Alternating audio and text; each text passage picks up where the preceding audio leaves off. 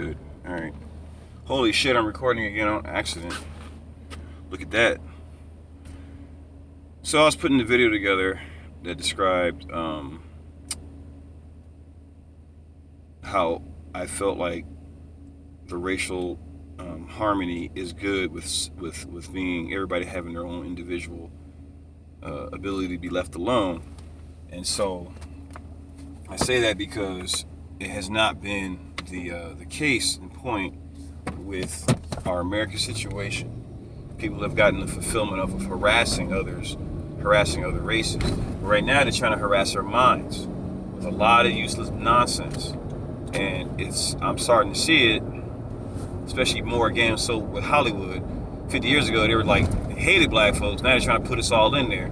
Nothing's for nothing. So, I feel like the nonsense is to try to team us up with things outside of our tribe to confuse our mind about home again.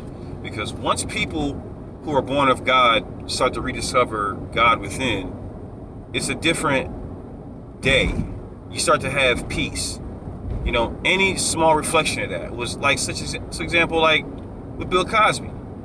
I'm not saying Bill Cosby was, but I'm saying the character he portrayed, the characters he portrayed and created were all about family and all about camaraderie and people coming together, black people coming together. And you had less crime then. You had people understanding things differently then. You had people in, you had marriages in harmony because everybody wanted to be what they saw on TV. Everybody's going to want to be what they see, okay?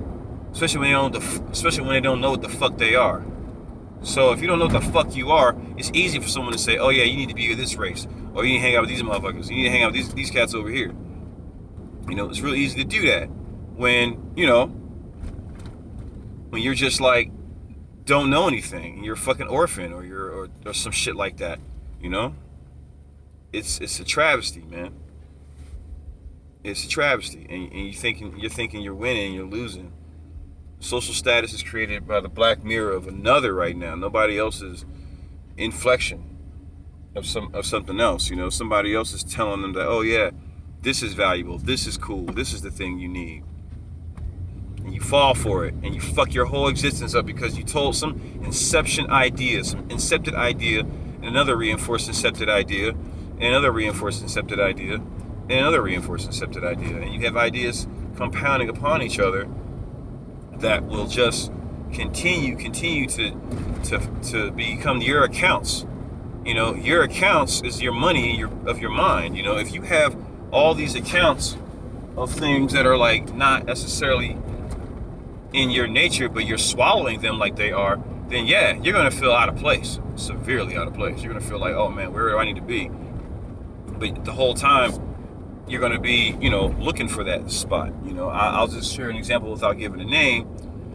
Young lady I know, adopted, spent her whole life dating white dudes mostly, and every little hint of going outside of the home or going outside the tribe was negative, and they were foster kids, so they had all these different kids of different colors all in the house and all in the home and stuff.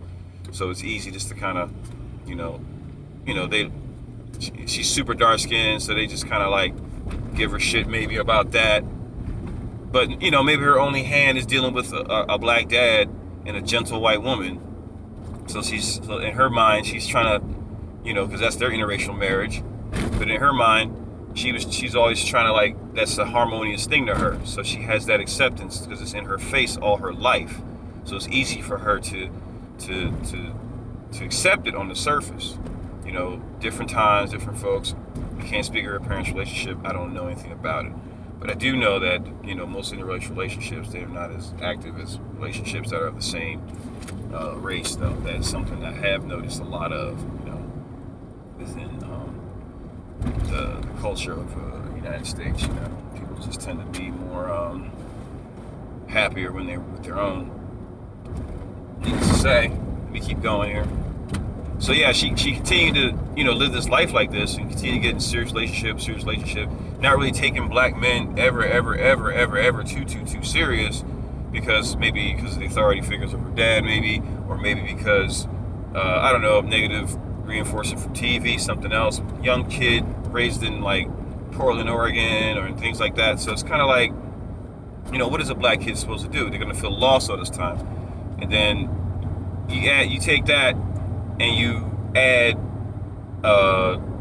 fuck the Bible, fuck the Bible, fuck the Bible, right?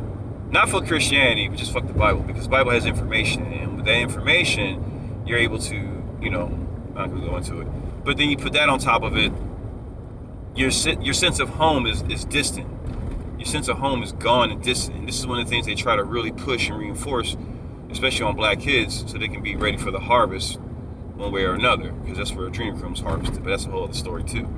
But again, it plays in layers. Nothing's just one-sided. It plays in layers, And the layers here, the layers here are straight up. You're not born at home. You're born as something foreign and weird and distant and difficult already in the world that's not really loving you for who you are. And this is her. This is her experience. No one really loving her for who she is. And then fast forward 40 years later, you're thinking life is one way and it's really another way. And the truth of the matter is, it's really this thing in which you created. People don't really know that, they don't really aware of that, so they tend to be very, taking on stuff from others. And then finally, you want this sense of home about yourself, and you find it, and it finds you, and before you know it, you are there. You are discovering home within yourself. So she came across a man who looks just like her and knows of her and senses of her, and it is a beautiful union of such for her to experience this. And so it's a thing in which she's was when you're once was lost, but you find yourself, and so once you do that, it's sorry, I'm driving, and it's really fucked up when I'm driving right now, so it's kind of like super narrow. Excuse me, I got a big baby. I drive a big car, so. Oh my goodness, yeah, man. Thank God for days, for the daylight. It's beautiful. But yeah, and then you find yourself in the world where you're like, well, there's this thing facing me that's home, but then, there's this thing that looks like home, that feels like home, that is my home, but I'm used to my programming. So that's what she finds herself now, fighting against her own programming, which was designed to confuse her from the beginning. So if you enjoyed this content, thanks for tuning in, and I'll see you in the next one. Peace.